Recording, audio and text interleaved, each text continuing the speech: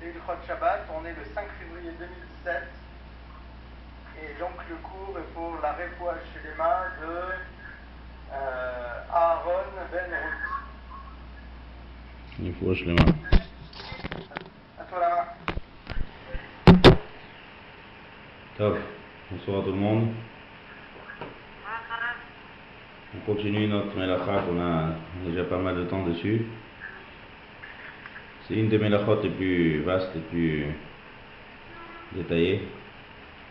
On continue Melechet Bonnet. Alors on a déjà vu, qu'est-ce qu'on a déjà vu dans Melechet Bonnet? Tout ce qui est lié à la construction des choses qui sont reliées au sol. D'accord? Sur ça on a vu plusieurs thèmes dessus. Et les deux derniers cours on a parlé de la construction des ustensiles, des kelim. D'accord? Dans quel cas de figure il y a la notion de bonnet, elle se trouve aussi dans les kelim. Pas seulement dans une construction qui est reliée au sol, même dans les kelim, la notion de bonnet elle existe. D'accord? Et on a vu la semaine dernière plusieurs règles dessus et plusieurs cas de figure avec des cas pratiques. Donc, de toutes les manières, une fois qu'on aura terminé bonnet, Bezrat Hashem, on reprendra ça. Parce qu'on ne peut pas tout capter en une fois. Il faut toujours faire Khazara. Donc on va reprendre ça. Aujourd'hui, on va avancer. On va avancer un peu. Il y a encore deux petits sujets avant d'entamer encore un autre sujet dans le bonnet.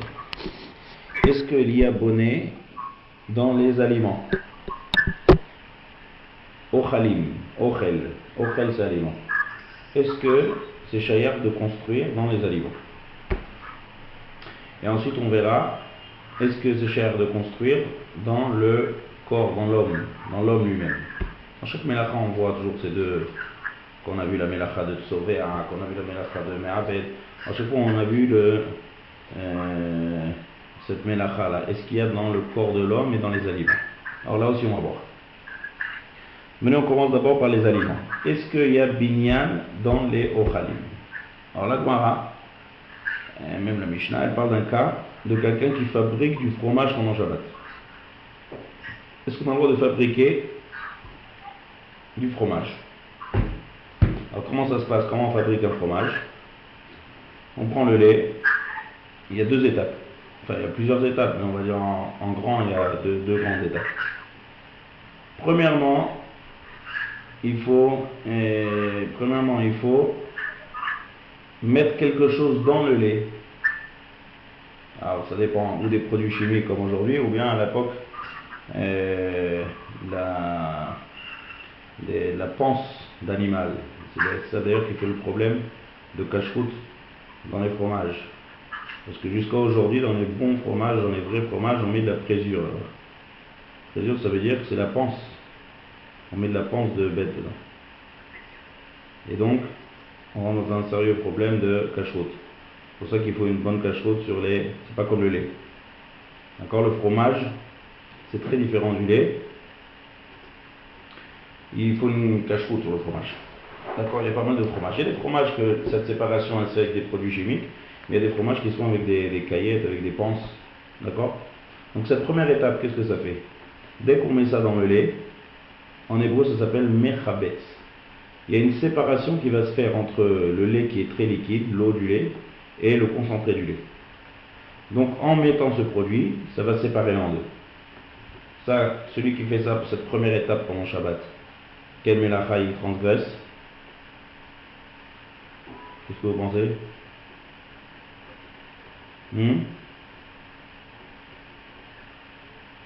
Mélacha qu'on a déjà étudié.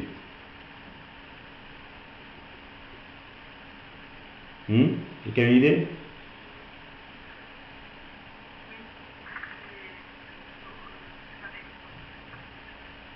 J'entends rien. Alors, je vais vous dire. C'est la mélacha de borer. Trier.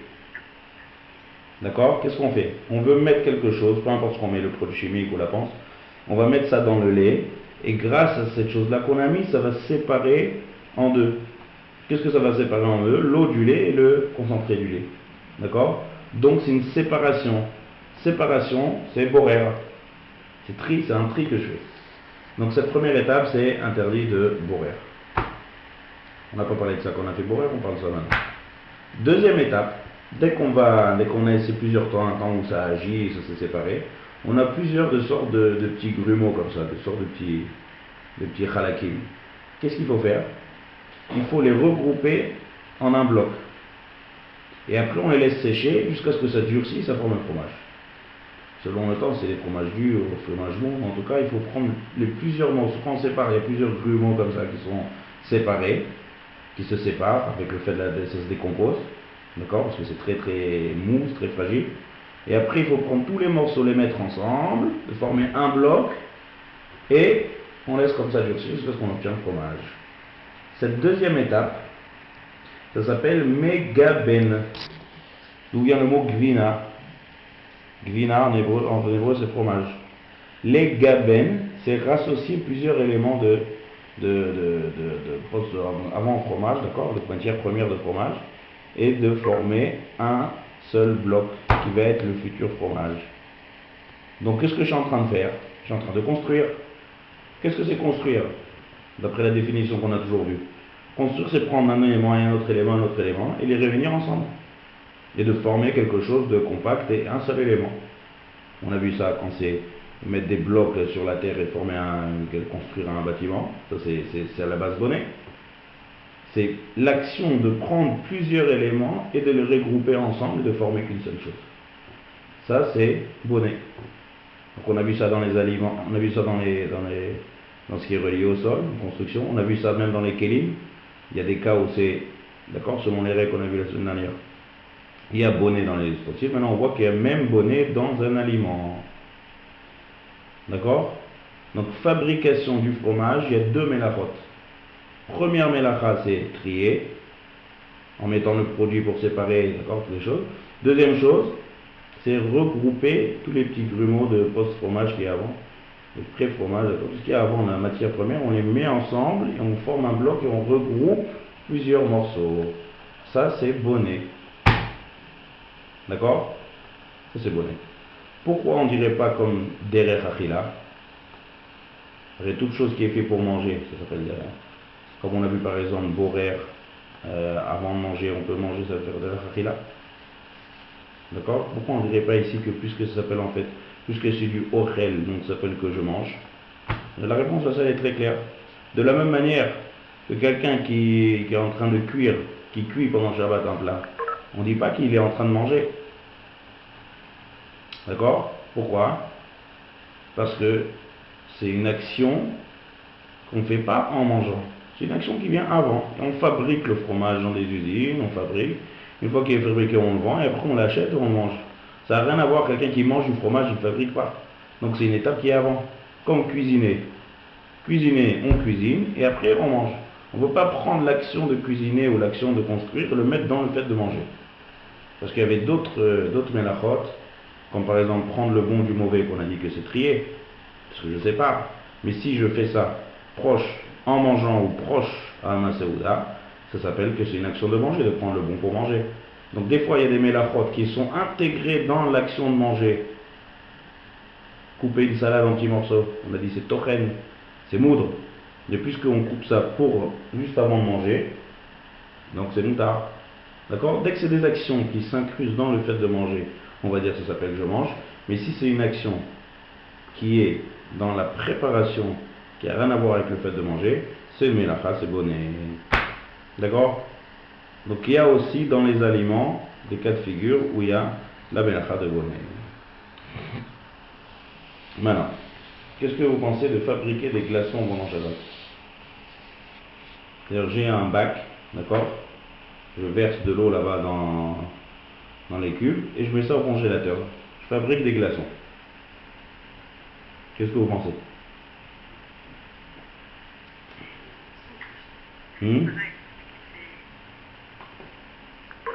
Parlez fort parce que j'entends rien.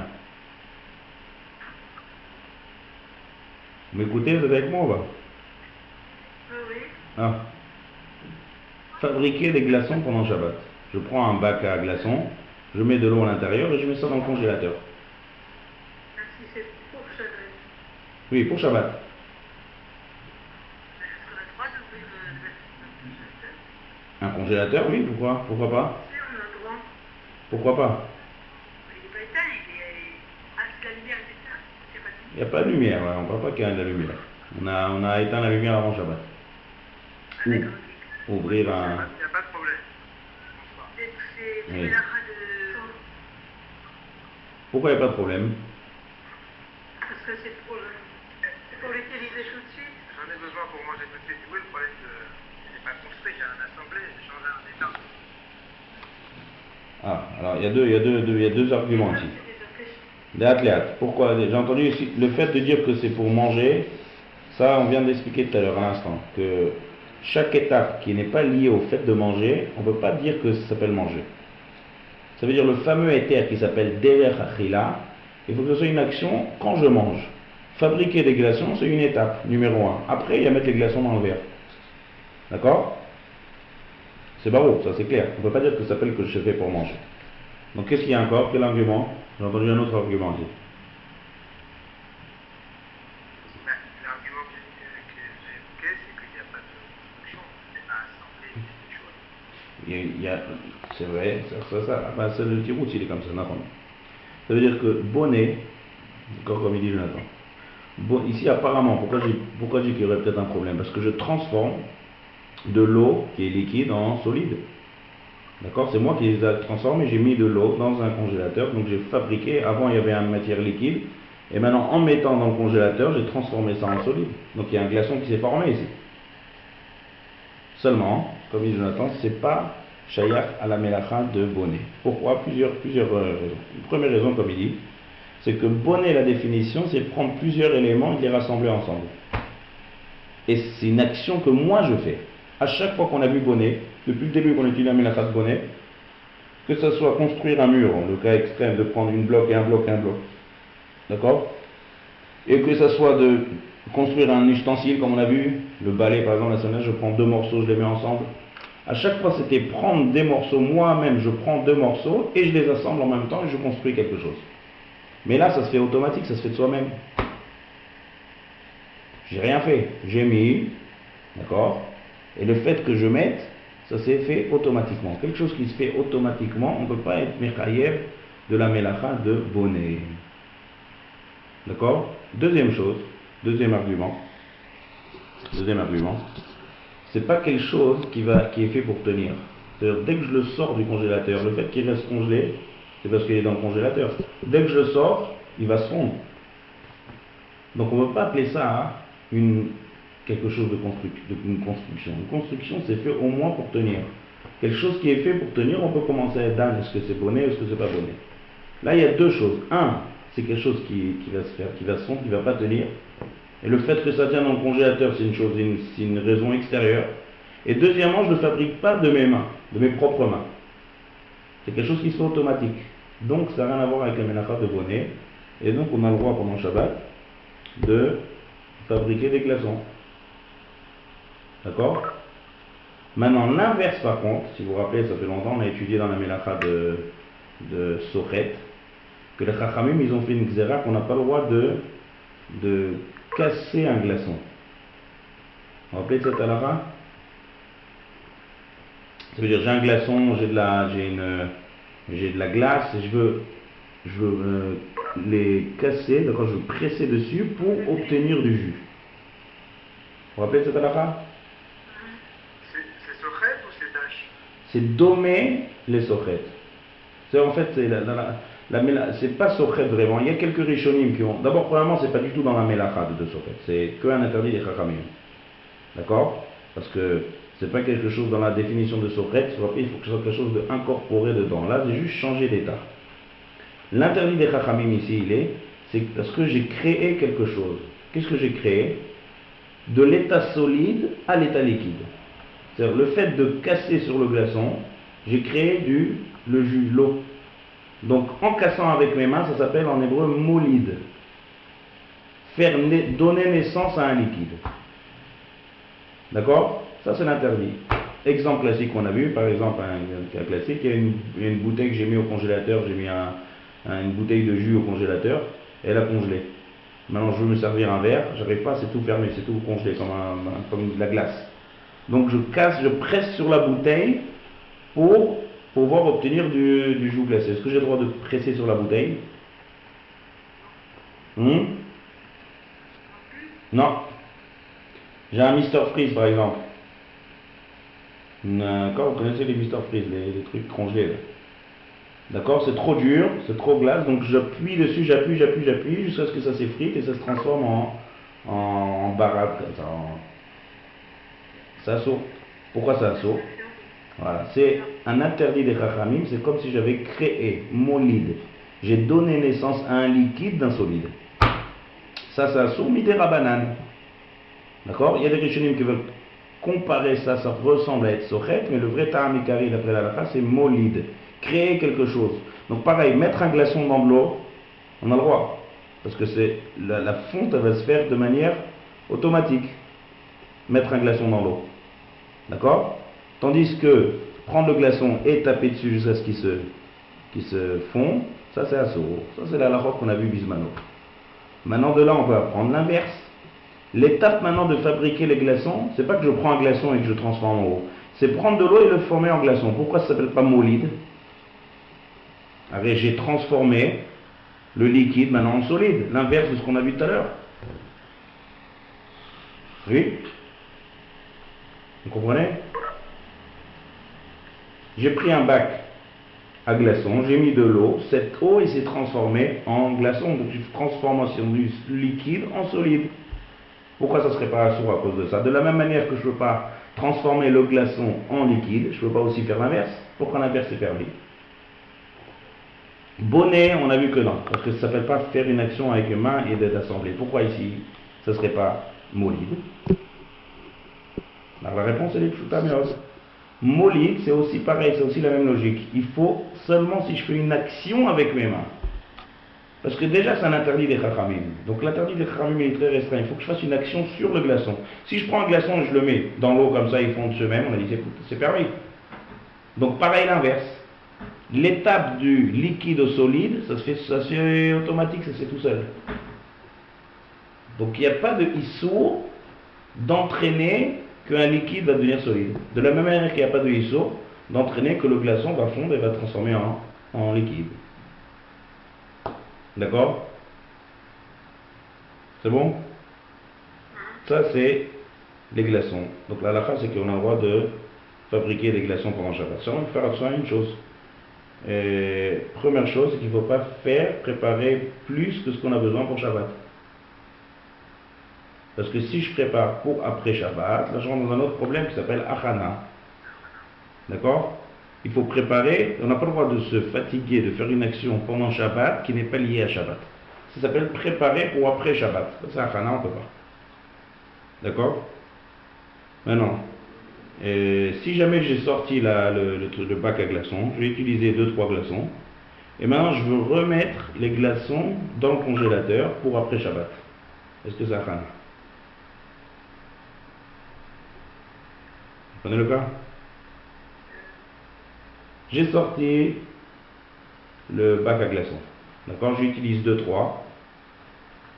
Maintenant c'est sur la table le bac à glaçons. Je le prends et je le remets dans le congélateur pour le garder après Shabbat.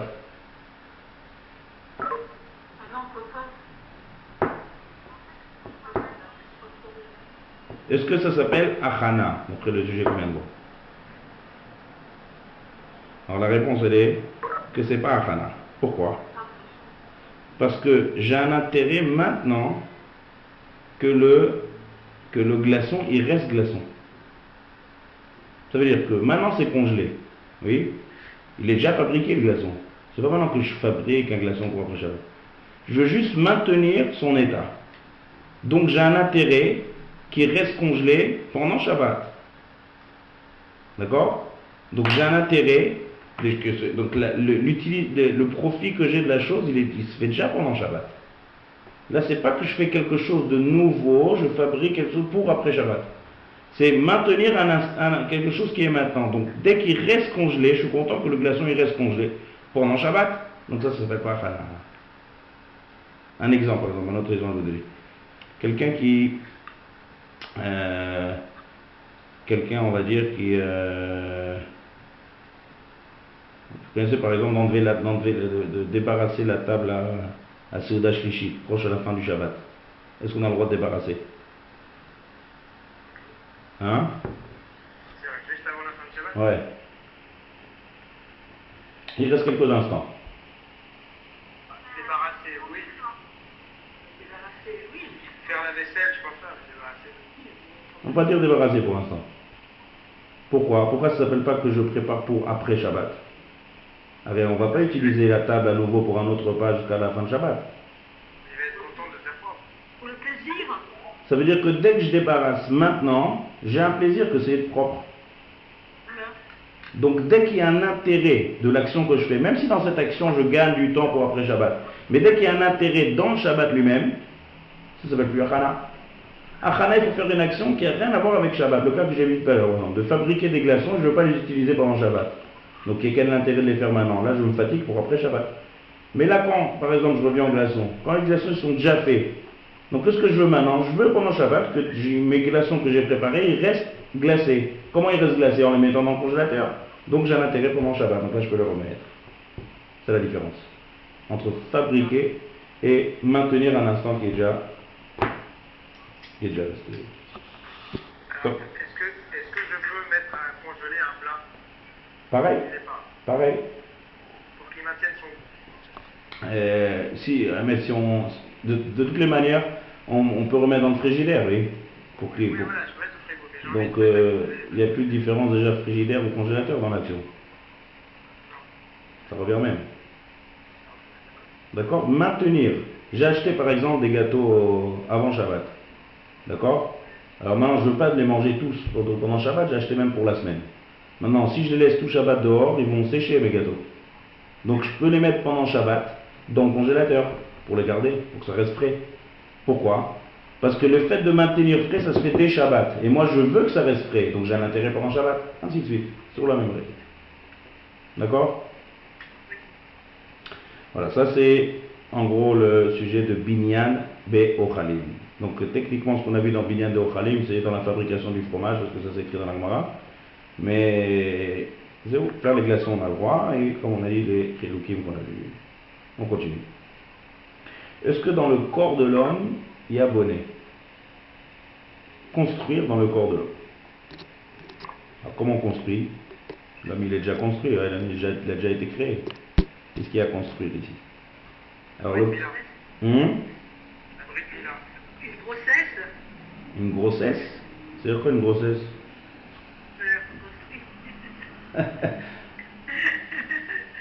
On construirait, c'est d'accord, je parle de construire vraiment, l'action de construire, comme on est en train de dire.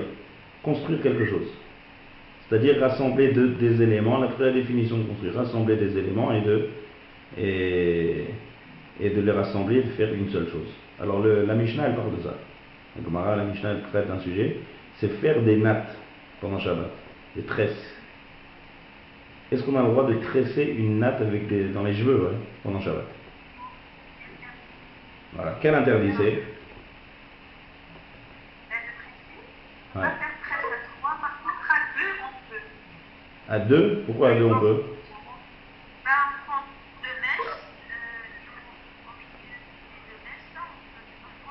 Où vous avez entendu qu'à deux on peut?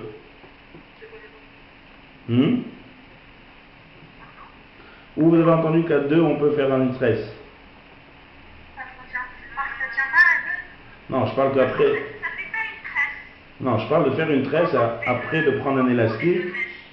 D'accord? Prendre un élastique après, de fermer, que la tresse elle tient bien sûr.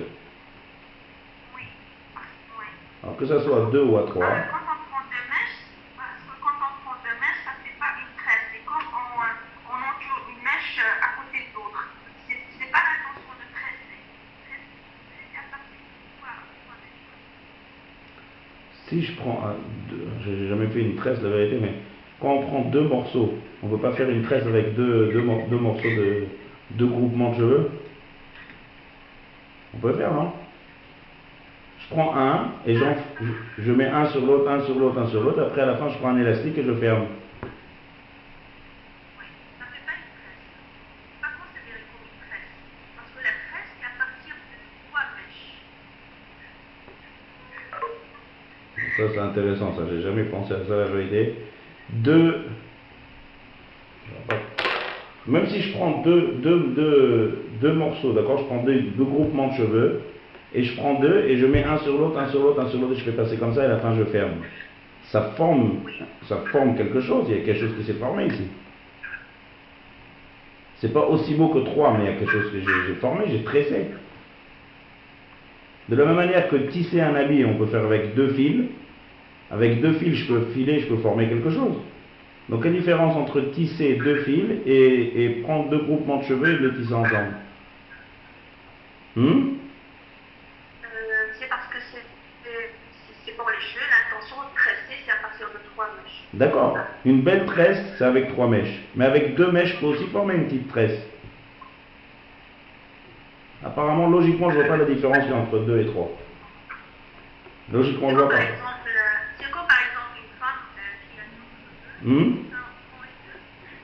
Une femme qui a de longs cheveux, quand il veut les attacher, quand même elle les prend et les enfile et les attache avec une élastique.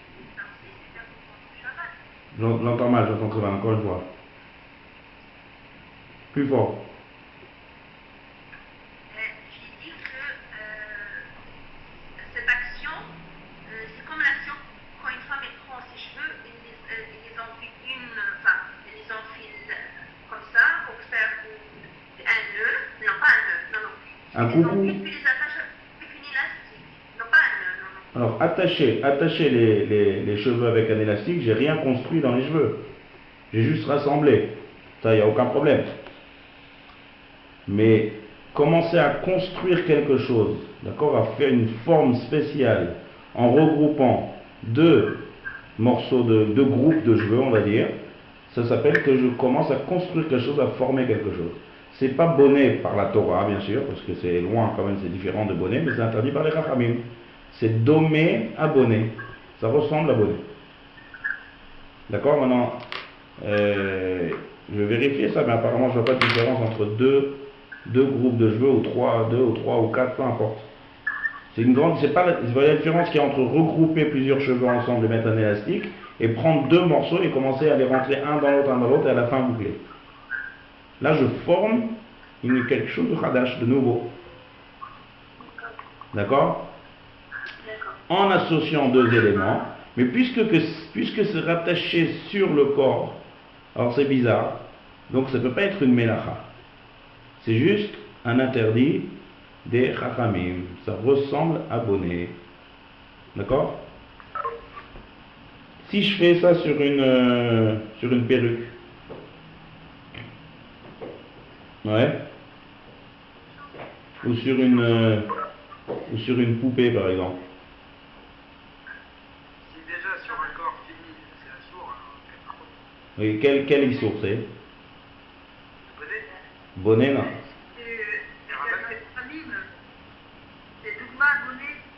Non, c'est une autre mélacha. On l'a à peine survolée cette mélacha parce qu'elle n'est pas tellement pratique. Ça s'appelle oreg, tissé. C'est tissé, d'accord? Rappelez qu'on a vu oreg. Oreg, c'est quelqu'un qui fabrique un habit, donc il prend des fils et il associe 2 fils ensemble. Pourquoi? Parce que là, c'est dans un autre sujet. Là, c'est plus bonnet, ça s'appelle tissé. D'accord? Oreg. Donc, si je prends dans une perruque et que je prends plusieurs deux cheveux qui sont reliés en fait à la perruque, d'accord? Et que je forme une tresse, là, c'est déjà une mélacha de oraïta, de oreg, c'est tisser quelque chose. De la même manière que je fabrique un habit, je tisse plusieurs fils ensemble, c'est une mélacha de oraïta, de oreg. Pareil, fabriquer une tresse sur une poupée ou sur une perruque. Mais dans ces cas-là, pourquoi tu fais des tresses sur les cheveux de personnes? Pourquoi? C'est des tresses sur J'entends mal, un peu plus fort. Quand on fait des fois des tresses sur les cheveux d'une personne, ça ressemble beaucoup à tisser, elles sont très très sucrales et elles restent très longtemps. Alors c'est vrai, mais puisque c'est pas les tissés, c'est sur des éléments qui sont séparés. C'est-à-dire que c'est pas, puisque là on va dire que dans les 2 cas de figure, ni ça ressemble, faire une tresse sur le corps d'un homme, ça ressemble. il faut décider à quoi ça ressemble. Est-ce que ça ressemble à construire ou est-ce que ça ressemble à tisser? Alors, ça ressemble plus à construire qu'à tisser. Pourquoi? Parce que tisser, c'est sur des fils. J'ai des fils, c'est des choses qui sont séparées du corps de l'homme. Prendre des fils et tisser un habit. Donc, dès que c'est une perruque, dès que c'est un objet, là, on peut commencer à dire que là, c'est un élément et je fabrique quelque chose. Mais dire que les cheveux, c'est un objet, c'est déjà plus loin. Donc, ça se rapproche plus de ressembler à construire. Et même on apprend ici, la Gemara ramène une raaya, je crois aussi, de la Torah. Hein. Je crois que quand on a dit que Kadosh Baruch Hu, il a créé la femme, il y a marqué Vayiven, Achat Mitzal Otav. Il a pris une des côtes de l'homme et il a construit. Donc de là, la Gemara elle apprend que faire des formes dans le corps, la Torah elle a employé le mot de bonnet, vaïven. D'accord? Améliorer. Ça rapproche plus de la mélacha de bonnet que de la mélacha de orek, puisque c'est rattaché sur le corps de l'homme. D'accord? Donc faire des tresses, faire des formes avec les cheveux et tout ça, c'est le cas pratique qu'on veut trouver dans bonnet sur le corps de l'homme. Voilà, ça c'était une petite pause dans bonnet. D'accord, ça c'est un peu rare, c'est un peu calme, mais il faut étudier tous les cas de figure. Donc on a vu dans les Ochalim, on a vu dans le corps de l'homme, maintenant on va passer à un nouveau sujet. Nouveau sujet, un nouveau grand sujet dans bonnet, c'est le dernier sujet qui nous reste dans cette mélacha, c'est Asiyat Ohel. C'est-à-dire fabriquer une tente. D'accord, une tente. Alors ça, hein, c'est différent de bonnet. C'est pas Av Melacha, c'est Tolda. C'est-à-dire quoi? Tolda, c'est une dérivée, d'accord, c'est une dérivée de la Melacha de bonnet. Alors, on va définir. Qu'est-ce que c'est le mot Ohel? Ohel. Donc on est dans la Torah le... Une tente. Maintenant, si on veut définir plus le terme du mot Ohel, en hébreu, comment on traduit? Le'ahahil. C'est-à-dire quoi Le'ahahil? C'est, comment on va expliquer ça, comment on va traduire? C'est en faire une sorte de protection sur quelque chose. D'accord? C'est-à-dire, quelqu'un qui fait une tente, si on analyse, pourquoi il dresse une tente? Il est en plein air, il n'a pas où dormir, il a avec lui une tente, donc il édifie une tente pour pouvoir dormir en dessous. Donc en fait, il y a un terrain qui est vague, et on a délimité ce terrain-là en étendant quelque chose. Grâce à ça, je peux en dessous faire des choses et des utilisations que je ne pouvais pas faire avant que cette chose ait été dressée. Si par exemple il y a le soleil qui me dérange, donc quand je m'assois dans un endroit, le soleil dérange, en tendant cette tente-là, je suis protégé du soleil. D'accord? Alors, fabriquer et étendre une chose pareille, puisque maintenant, dans la même idée, dans la même logique de la définition de bonnet, ouais. Maintenant on prend par exemple bonnet, et après vous allez voir pourquoi on appelle ça tolda. Bonnet, le cas classique de bonnet le plus classique qu'il y a, c'est un terrain vague, et dessus, on construit un immeuble. Donc j'ai pris plusieurs éléments, je les ai mis ensemble, j'ai fabriqué, tac, j'ai construit. Donc j'ai obtenu quelque chose. Là, je ne construis pas forcément quelque chose. Je délimite un terrain, d'accord, et sur cet endroit, je dresse quelque chose, et maintenant, l'endroit où j'ai dressé la chose, il est différent d'un terrain vague. J'ai amélioré. Il y a eu une amélioration. Mais c'est pas vraiment construire. Vous voyez, il y a une différence. C'est pas vraiment construire, c'est pas vraiment prendre deux éléments et les rattacher ensemble. C'est différent, mais l'idée elle est exactement la même. C'est améliorer, faire un acte par l'intermédiaire que maintenant j'ai un endroit bien délimité qui change de son endroit ailleurs. C'est pour ça que c'est une tolda. Donc, Asiyat Ohel pendant Shabbat. Alors là, on va reprendre à zéro, il y aura encore beaucoup de définitions là-dessus. Qu'est-ce qui est interdit par la Torah, qu'est-ce qui est interdit par les Chachamim, mais après on va arriver à pas mal d'exemples classiques. Ohel. Alors pour commencer comme ça commence. On commence toujours par la théorie, par des règles, et après on va arriver à la pratique. Ohel, il y a deux choses. En hébreu, ça s'appelle Ohel Keva et Ohel Araye. Qu'est-ce que c'est Keva et qu'est-ce que c'est Araye? Keva, c'est fixe. D'accord? Comme l'ikboa mezouza. Mettre la mezouza pour qu'elle reste. C'est fixe. Araye, c'est provisoire. Donc, première chose qu'il faut faire définir, il y a un OL qui est fixe et il y a un OL qui est provisoire. OL, d'accord, on va pas à chaque fois traduire, c'est le mot tente, OL. Alors bien sûr, on va rentrer dans les détails, on va voir exactement toutes les formes de OALIM qui existent. Et voir que, moi, il faut d'abord définir et après vous allez voir plusieurs cas. Donc, faire un OL fixe, une tente qui est fixe, c'est interdit par la Torah. C'est bonnet. C'est une tolda, c'est une dérivée de bonnet. Faire une tente qui est araï, qui est provisoire, c'est interdit par les chachamim. D'accord? Alors bien sûr, il faut définir qu'est-ce qui est provisoire et qu'est-ce qui est fixe. Mais ça par la suite. Là, doucement, on avance. La Torah, elle a interdit des toldot. Il y a des toldot de Horaïta. Une tolda, c'est forcément de Horaïta. Parce que, je reprends, ça c'est des notions de base. Tolda, c'est une action qui est exactement comme le Av. Av, c'est père, Tolda, c'est fils. Seulement, la Gemara si vous avez étudié Baba Kama, la Gemara de Baba Kama au début, elle dit alors pourquoi ça s'appelle Av et pourquoi ça s'appelle Tolda? Pourquoi on a décidé que lui c'est le père et lui c'est le fils?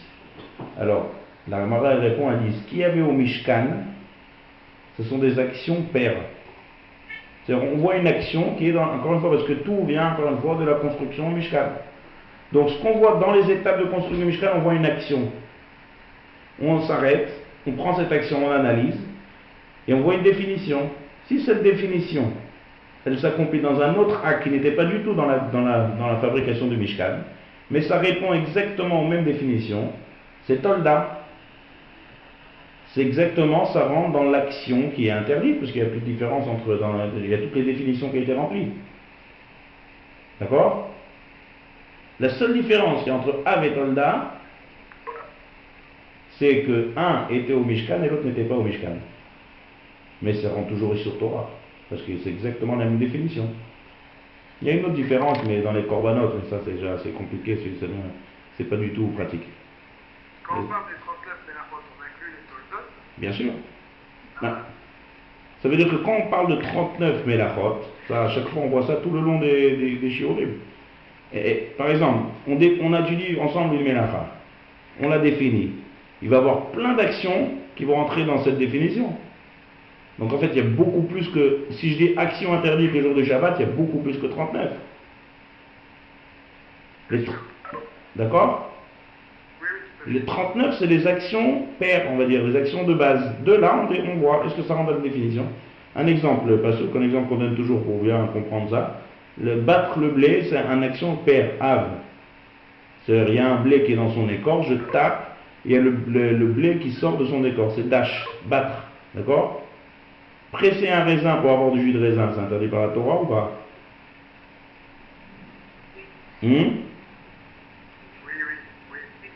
Oui, alors on est d'accord que pour construire un Mishkan, on n'a pas besoin de presser du jus de raisin.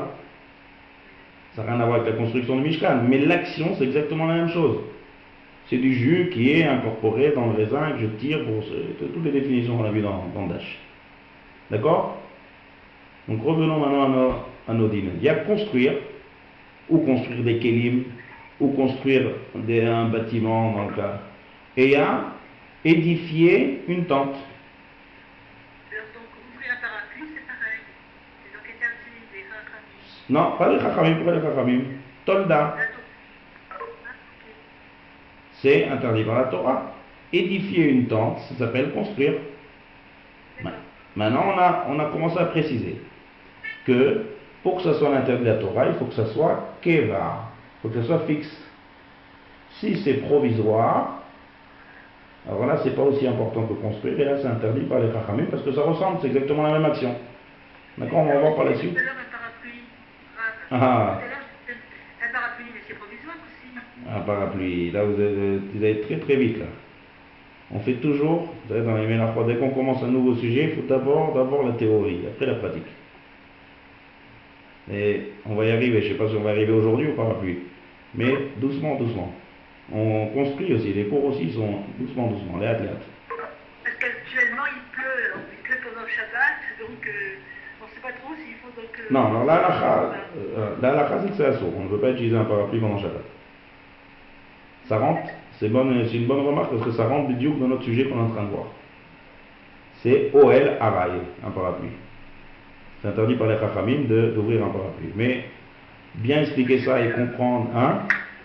Et Otsar en plus, ouais. C'est ça, notre deuxième problème. Ça veut dire que fabriquer, édifier le parapluie, c'est un interdit des Chachamim, mais le transporter dehors, c'est Otsar. Ça, c'est la dernière mélacha. Cette mélacha, on ne la connaît pas trop ici en Israël parce qu'il y a des roubim de partout. Mais je vois que à qui je donne le cours, vous habitez tous en France. Quasiment. Et donc il faut bien étudier cette mélacha de Haute-Sahara. On va arriver, c'est la dernière, c'est la 39e mélacha. On n'est pas loin, on arrive bientôt. Et donc on va y arriver au parapluie. D'accord? On va y arriver. Doucement, doucement. Donc maintenant, on reprend la base. Ohel, édifier une tente. Si c'est fixe, ça n'interdit la Torah. Si une dérivée, c'est Tolda. Si c'est provisoire, ça interdit par les Chachamim. On va tout de suite expliquer quelle est la différence entre provisoire et fixe. Maintenant, un cas d'exemple. On va commencer comme un petit cas pratique. Il y a des enfants qui jouent pendant Shabbat à fabriquer comme ça des tentes avec des couvertures et des coussins. Vous connaissez ça? Donc ils mettent plusieurs coussins comme ça autour, ils fabriquent un peu les murs. Et après, ils mettent dessus une couverture. Et ils jouent en dessous. Ils forment une petite tente. Est-ce qu'ils ont le droit pendant Shabbat?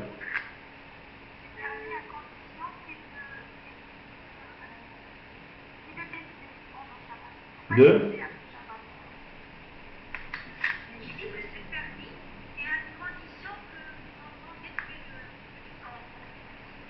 À condition que, j'entends pas.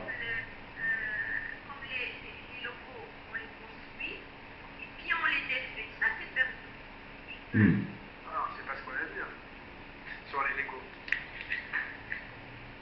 Les enfants peuvent jouer au Lego pendant Shabbat, à condition. Les Lego, on a parlé de la semaine dernière. Il y a une grande... Ils peuvent même s'en faire. Mais bon, mais a priori, la tente des enfants... Il y a une grande différence entre, comme il dit Jonathan, il y a une grande différence entre fabriquer une tente et jouer au Lego. Le jeu du Lego, il est fait pour être destiné pour être mis et enlevé. D'accord? Tandis qu'une tente, au moment où j'édifie la tente, je l'utilise, c'est comme ça qu'on l'utilise. C'est-à-dire, les éléments de ma tente, ils ne sont pas faits pour être mis et enlevé. Au moment où j'édifie une tente. Ouais, mais c'est pas vraiment une tente quand même. Elle est pas... Justement, c'est ça. Avec des coussins, donc c'est pas Avec des coussins. Même si c'est des coussins et même si c'est une couverture, au moment où j'édifie ça, pourquoi les enfants ils s'amusent à ça? On va essayer de rentrer dans un psychologue. Pourquoi ils s'amusent à ça? Oui, bien sûr, pour jouer dedans. Et c'est pas seulement jouer, c'est qu'ils veulent être en dessous un toit et être dans une petite truc qu'ils ont fabriqué. Tout à fait. Donc, c'est exactement édifier une tente. Fabriqué, Oui. Bonnet, c'est pas un interdit de la Torah, bien sûr.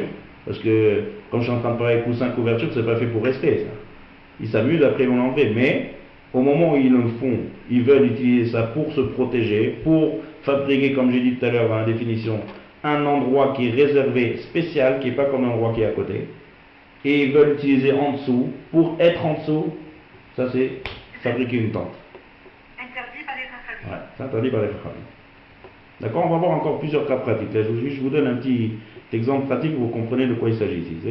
Ça rentre aussi dans la ménacha de Bonnet. Mais ça n'interdit des Chachamim. Top, on continue. L'interdit de OL, il est même si je fabrique, dans le cas pratique, dans le cas classique, il est même si je ne fabrique pas les mechitsot, c'est-à-dire les poteaux. On va dire qu'il y a déjà 4 poteaux. On va dire exemple comme ça. Je suis dehors dans mon jardin, j'ai une pargola, je sais pas comment on traduit ça en français. Une genre de petite, Véranda. voilà, une genre de véranda, très bien, véranda. Mais elle n'a pas de toit cette véranda. C'est-à-dire que c'est des poteaux, tout est ouvert. Et maintenant il fait très chaud, je suis en été, et je veux mettre une couverture au-dessus. Donc les poteaux ils sont déjà mis, ils sont déjà toute l'année, ils sont déjà fixes là-bas, ça bouge pas. Et comme j'ai chaud, donc je tale un petit drap, une petite couverture sur le toit. Est-ce que j'ai le droit de faire ça? Non, ça c'est sûr. Ça, si, ça. Malgré que j'ai pas fabriqué une tente, vous voyez ce que j'ai fait ici? J'ai juste mis le toit. J'ai juste Non, mais c'est posé la couverture sur le toit. des Oraïtas, non? Alors non, ça dépend si c'est Araï ou Kera. Non, c'est plutôt. C'est vrai, parce que j'ai pas un vrai truc. Alors on va expliquer tout de suite ce que c'est Kera ou Araï. C'est dans le temps, dans la durée de temps. D'accord? Si je- C'est durable potentiellement. Potentiellement, il faut juste savoir combien de temps moi j'ai pensé à ça. Tout de suite, j'attends juste un peu la suite pour dire combien de temps c'est. On va attendre un quelques temps. C'est une question de durée. En tout cas, selon comme ça ou comme ça peut être ou sur Torah ou sur des Rabbanan. Pour l'instant, je suis dans la définition que vous voyez que même OL, ici c'est fabriquer un OL. Pourquoi? Parce que j'ai envie d'être en dessous et le soleil me dérange. Donc j'ai fabriqué sur moi un toit. Et ce toit que j'ai fait, maintenant, grâce à ça, en dessous, je peux m'asseoir tranquillement sans être dérangé par le soleil. Donc, c'est une genre de fabrication que j'ai fait ici. Si c'est fixe, c'est interdit de la Torah. Si c'est Araï, c'est interdit par les Chachamim. D'accord? Il y a encore beaucoup de détails, j'essaie d'aller doucement dans la définition. Il y a un autre sujet, même si ce n'est pas une tente, faire une mechitza. Alors, mechitza, c'est édifier juste sans toit, il n'y a pas de toit. C'est fabriquer une mechitza. Mechitza, ouais, vous comprenez quand, je ne sais pas comment traduire ça, une mechitza c'est une cloison, c'est ça en bon français? Une cloison. Voilà. Oui, c'est ça. Fabriquer une mechitza pendant Shabbat, pareil. Là c'est différent. Pourquoi c'est différent? Parce qu'il n'y a pas de toit ici. Donc, ça va dépendre comme ça. Si c'est fixe, c'est interdit par la Torah. J'ai fabriqué une mechitza. Si c'est provisoire, c'est moutard. Ça veut dire, édifier une cloison de manière provisoire, c'est permis pendant Shabbat. Maintenant, il y a une condition dedans, ça dépend.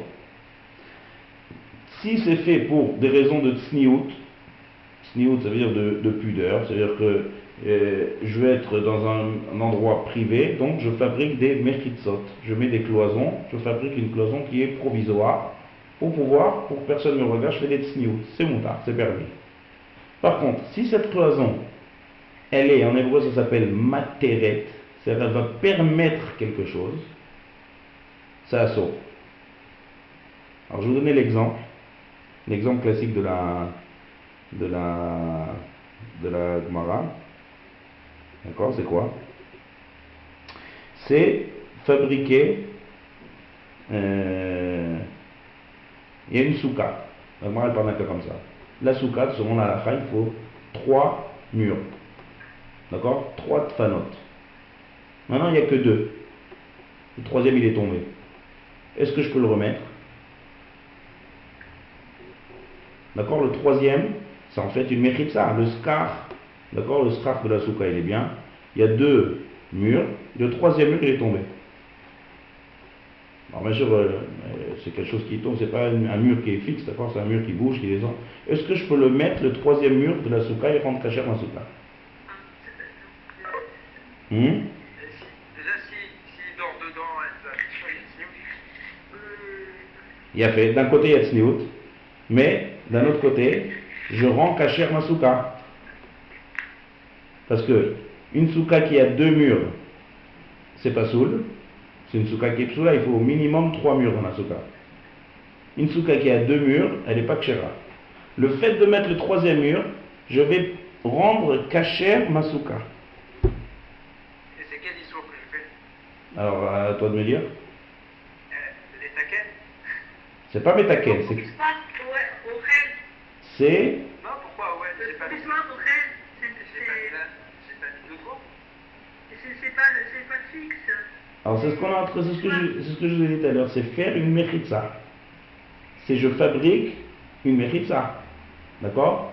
Maintenant, si cette mechitza, elle va me rendre kashir masuka, donc ça rend en bonnet. C'est assaut. D'accord? Même si j'ai pas édifié de toit, même si le toit il est déjà là. Regarde, si vous voulez le comprendre. Il a fait, le problème c'est qu'à part la tsniout, il y a un deuxième sujet qui est materet. Donc, puisque c'est matir, donc c'est devenu important, ça s'appelle arranger masuka, c'est un acte khashuv, donc ça s'appelle bonnet. D'accord? Si par exemple masuka elle a trois murs et là je décide de mettre un quatrième juste pour sniout, là c'est moutar, parce que c'est les sniout. D'accord? Maintenant, la Gemara, la Mishnah ici, elle nous dit comme ça, qu'une mechitsat araï, une mechitsa qui est faite de manière provisoire, si elle est faite pour permettre, c'est assourd. D'accord? Maintenant, venons à l'analyse. Combien de temps, c'est-à-dire ici que si, c'est un interdit des chachamim, parce qu'on parle de mechitsat araï, et pour permettre, on a dit que c'est quelque chose qui va, puisque c'est quelque chose qui permet, c'est assourd, c'est un interdit des chachamim, il n'est pas permis. Donc on voit ici la durée ici. En général, quand on fabrique une souka, combien de temps c'est fait pour durer une souka? 8 jours. 8 jours.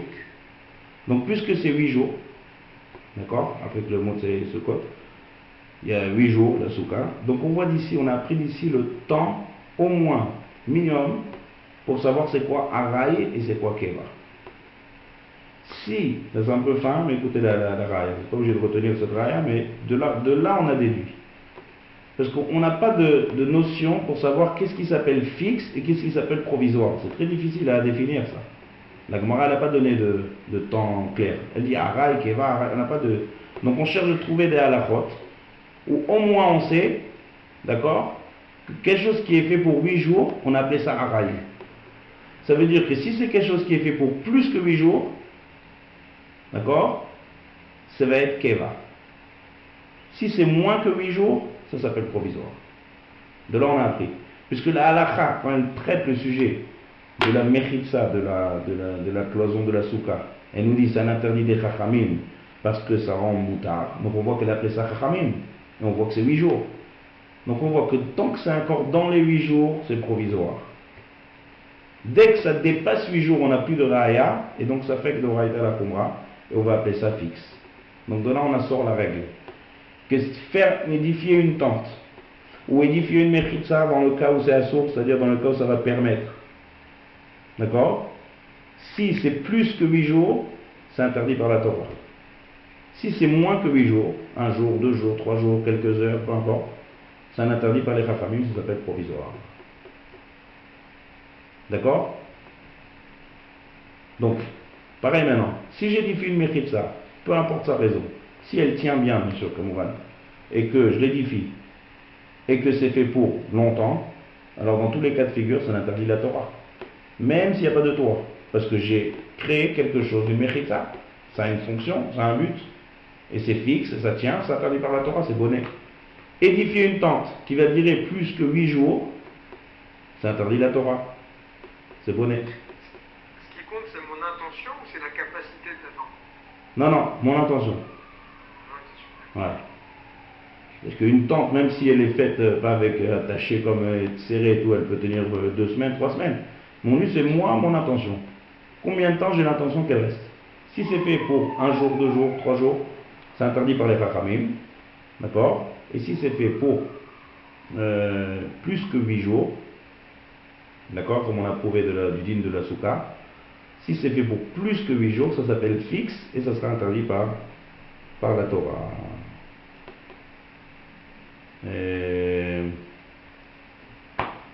Par contre, il faut savoir aussi que dans le cas de mechitsa, je ne suis pas dans le cas de la tente, il faut que ça ne bouge pas. Ça veut dire qu'il faut que je la coince en haut en bas, bien attachée et que ça ne bouge pas. Si c'est quelque chose qui bouge comme ça, alors vachor, ouais, c'est comme un rideau ou quelque chose comme ça qui bouge, ça s'appelle pas du tout une mechitza et c'est moutar. D'accord? Même si c'est fixe. Pourquoi? On ne peut pas appeler ça mechitza. Une mechitza, l'action que je suis en train de faire, c'est, comme j'ai expliqué tout à l'heure, quel rapport avec bonnet? J'améliore. J'ai édifié quelque chose qui va m'utiliser, qui va m'améliorer le terrain. Avant il n'y avait rien, maintenant j'ai mis une mechitza, ça aide. D'accord? Même si je fais ça pour des raisons de tzniout, mais étant donné que c'est fait pour rester, et ça tient bien et ça ne bouge pas, et c'est fait pour rester plus que 8 jours, ça s'appelle que j'ai construit, c'est un soparatoire. Mais si ça bouge, ça va et vient comme un rideau, c'est pas fixé en bas, c'est fixé en haut mais c'est pas fixé en bas, c'est pas du tout une mechitza, et c'est moutar. C'est même pas un sopar les chachamim. T'as pas compris? Non, moi je comprends. On reprend.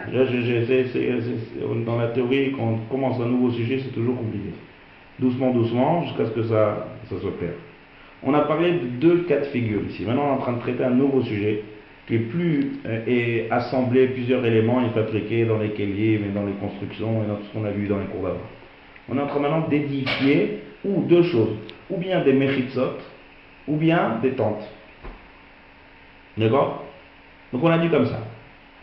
Si on a parlé des tentes, on a parlé des mechitzot, on n'a pas encore fini de parler, il y a encore plusieurs chiloukim, mais j'y vais doucement, doucement. Édifier une tente, d'accord? Ou bien faire la base avec le haut, ou bien même mettre le haut quand je vais utiliser en bas, comme il faut. Ça, si c'est fixe et ça tient, et mon intention elle est d'utiliser, c'est-à-dire fixe plus que 8 jours, c'est interdit par la Torah de bonnet, c'est une dérivée de bonnet. Si c'est moins que ça, si c'est fait pour moins que 8 jours, c'est interdit par les chachamim. D'accord? La mechitza, c'est-à-dire une cloison, sans toit, sans quelque chose qui va être ma'ahim, qui va faire un effet de toit, que mechitza, que cloison droit. Alors on a dit comme ça. Ça dépend. Si c'est fixe et ça ne bouge pas, si ça bouge, d'accord, c'est-à-dire si c'est attaché que en haut et le bas, il va, avec le vent, il fait des va-et-vient comme un rideau, d'accord, ou d'autres choses comme des choses qui bougent comme ça, qui ne tient pas, qui n'est pas fixe, ça c'est moutar. Ça s'appelle pas du tout. Parce que c'est pas du tout une mechitza. Pour que ce soit mechitza, vous savez d'où ça vient le mot mechitza en hébreu? Ça vient du mot chatsi. Ça veut dire, il y a le mot moitié, ça veut dire quoi? J'ai une pièce, d'accord? Donc une pièce, elle est à 2 mesures. Je mets quelque chose le long de la pièce, une mechitza, et je partage la pièce en 2 moitiés. C'est ça le but de mechitza. C'est de faire une séparation. D'accord? Donc en fait, faire une mechitza ou construire un mur, dans la théorie, même si l'action il est très différent, c'est pour ça qu'il est dérivé, mais ça a le même but. Ça me transforme ma pièce. C'est comme si j'avais fabriqué un mur au milieu de la pièce, la limite. Ouais? Maintenant, pour que ce soit interdit par la Torah, interdit par les Chachamim, il faut qu'il y ait une action il faut que j'ai fait quelque chose. Mais si ça vole, et ça bouge de tous les côtés, et c'est juste attaché en haut, mais en bas ça n'arrête pas de bouger, ça s'appelle pas une bnia, ça s'appelle pas un acte de construire. Et donc c'est moutar. Ce cas-là que je suis en train de vous parler, un des Rishonim il parle de ça, je prends un autre qui parle de ça, par exemple, je parle de la parochet. Si une parochet, la parochet du Sefer Torah, est-ce que j'ai le droit d'édifier une parochet sur le Aaron Kodesh? Il y a le. C'est le rideau qui se serait défait, la parochet. Voilà, le rideau. D'accord? C'est-à-dire, je parle du rideau lui-même, de remettre le rideau sur ses anneaux, sur la poutre en haut du Echal. Moi, je m'étais posé la question quand on a dit bonnet, et du fait que c'est relié au mur, a priori, c'est un problème. Il a fait. Ici, le chidouche, il est que c'est vrai que c'est relié au mur, mais on a vu, dans les règles qu'on a vu des choses qui sont reliées au mur, pas tout n'était bonnet. Ouais? Oui, c'est vrai. Il a fait. Oui, le tiroir. Il a fait. Ici, il y a deux raisons. 2 raisons pourquoi c'est pas bonnet dans la parochet. Première chose, c'est fait pour embellir. Vous vous rappelez que tout ce qui est fait comme le cadre, une parochet, on n'a pas besoin de la parochet pour fermer le Aaron Kodesh. Il est déjà fermé avec une porte. La parochet, c'est fait pour rendre beau, pour embellir, Donc c'est pas quelque chose qui est c'est pas quelque chose qui vient rajouter sur la bnia elle-même. Donc tout ce qui est les noïs, comme le cadre, c'est pas rajouté. Ça peut pas dans le cadre de bonnet le rajouter. Mais deuxième ta'am qui a ici dans la parochet, c'est qu'elle n'est pas fixée, elle bouge. Le vent, il peut la faire bouger à droite, à gauche, c'est pas quelque chose qui tient. Donc c'est comme fabriquer une mechitza, où le bas de la mechitza, il n'arrête pas de bouger de tous les côtés. C'est pas une mechitza. Donc c'est pas une bnia. Donc si ça tombe la parochet, on peut la remettre sur ses anneaux. De la même raison qu'une mechitza, d'accord, qu'une mechitza qui c'est une mechitza où je mets juste comme ça, une genre de couverture, donc il y a, on va dire comme ça l'exemple, je vous donne un exemple, il y a un genre de poteau, et je mets un drap comme ça par-dessus, mais le drap il bouge, il n'est pas fixé en bas. C'est mouta. Ça s'appelle pas une mechitza. Mechitza, il faut que ce soit quelque chose qui est bien tendu et bien dressé. Et là, la différence, ça va être comme ça. Est-ce que c'est fixe, c'est fait pour tenir plus que 8 jours? Et si c'est pas fait pour tenir que 8 jours, ça va dépendre de ce que c'est fait l'itsniout, ou bien si c'est fait pour permettre quelque chose. Il y a un dioun dans les poskim intéressants. On se trouve dans un endroit et on veut faire un minyan. Maintenant, il n'y a pas de Ezrat Nashim. Est-ce que j'ai le droit de fabriquer une mechitza? Ça veut dire comment je fabrique ça? Je prends on va dire des bancs, je mets plusieurs bancs un au-dessus de l'autre, et après je mets un drap et je fabrique une mechitza. Est-ce que j'ai le droit de la fabriquer pendant Shabbat? Oui, c'est possible, parce que c'est une chose qui est fixe. Non, ça tient. Là-bas, ça tient bien. Oui, j'ai pris une mechitza. Il y a pas, c'est pas quelque chose qui. C'est pas fixe, c'est Oh. pas troué. Alors, Araï, il a fait. C'est pas fait pour tenir là-bas pendant plus que 8 jours, c'est fait juste pour l'instant. Je l'ai fait juste pour le Shabbat. Donc c'est Araï, mais ça suffit pas. Mechitzat Araï, c'est Asur Midera Banan. Il a fait. C'est fait l'Itsniout. J'ai pas arrangé, j'ai pas été matir, ouais, j'ai pas permis quelque chose. C'est pas comme la souka, hein, où j'ai rendu kasher la souka. Je vous donne un autre exemple pour mieux comprendre. Par exemple, il y a un règle dans les Reshuyot, on va voir quand on va étudier les dernières Menachas. Il y a quelque chose qui s'appelle Reshut Hayachid. Reshut Hayachid, c'est le domaine privé où je peux déplacer.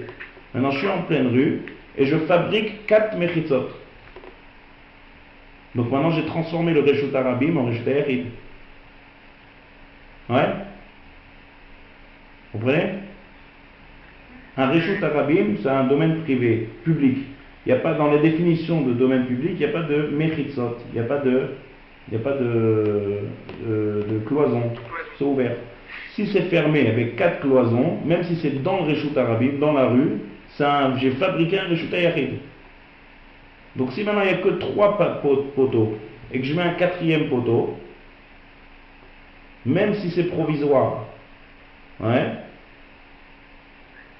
c'est ma terrette, c'est comme la souka.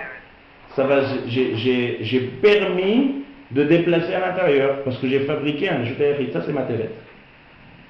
Tandis que la mechitza qui a pour séparer, c'est juste niout. D'accord? J'ai pas fabriqué quelque chose qui va rendre moutard. Donc, puisque c'est qu'une mechitza, c'est pas un OL, ça veut dire, vous voyez la différence? Un OL, dans tous les cas de figure, il n'y a pas materet ou tsniout. Même tsniout 100%, un OL c'est assaut. Parce que mon action dans la fabrication de la tente, elle est beaucoup plus importante que faire une mechitza. Oui? Vous voyez ou pas la différence? C'est fin, je dis c'est fin, il y a pas mal de chiloukim. Doucement, doucement. La semaine prochaine, on va continuer encore quelques chiloukim. Et on va arriver encore à pas mal de cas pratiques. Mais là, il y a beaucoup de finesse dans ce sujet. C'est un sujet qui est très vaste. Dans le Shulchan Aruch, c'est un siman entier là-dessus. Moi, j'essaie de. Je peux accrocher un rideau Shabbat. Un rideau qui va être entièrement, qui bouge, qui ne peut pas du tout être attaché. Il est juste attaché en haut avec les anneaux. Voilà. C'est moutard. Bon, le Chazonish, il est marmire, mais moi je dis ici la stricte halakha. Ouais. Donc la halakha c'est moutard. Pourquoi? Un, il n'y a pas de OL qui s'est formé, d'accord? Le rideau il est droit, il n'y a pas de tente ici. Deuxièmement, il ne tient pas du tout, donc ça ne peut pas mechitza. Une des définitions de mechitza, il faut que ça tienne de tous les côtés. Et après on peut commencer à réfléchir, est-ce que c'est fixe, est-ce que c'est provisoire, est-ce que c'est matière? Et la drague, Ah. Sur un meuble, c'est bon. Encore une fois, on va rentrer dans toutes les règles de la semaine dernière. Comment elle est attachée au meuble? Avec des vis? Non, elle est posée. Si c'est à peine posé, si c'est à peine posé sans aucun vis, sans aucune force, c'est moutar. Ça, c'est les règles de Kélim. On a eu le cas à Kippour, il y a dans un petit meuble où ils mettent le haron, et il y a quelqu'un qui a tiré trop fort la presse qui s'est défaite avec la trague. La trague, elle passait dans des... C'est pas qu'elle se pose, c'est qu'elle était sur un meuble qui passait dans des... comme dans des écrous, comme dans des... Là, on peut recycler, parce qu'on n'a pas recyclé, du coup, on peut recycler. Vis? Non. Est-ce qu'il y a des vis là-bas? Non, il n'y avait pas de vis, ça se coulissait dans des... Si c'est juste une coulisse, et donc ça c'est pas moutard. Si c'est une coulisse et si vous juste posez, on peut remettre. D'accord? C'est dans la règle des kélim de la semaine dernière. Le rideau lui-même, comme on vient de dire maintenant, c'est aussi moutard. Exactement. Et voilà. Doucement, doucement. La semaine prochaine, on continuera encore les règles de OL. D'accord? Et on passera encore à toutes sortes de cas classiques. Voilà.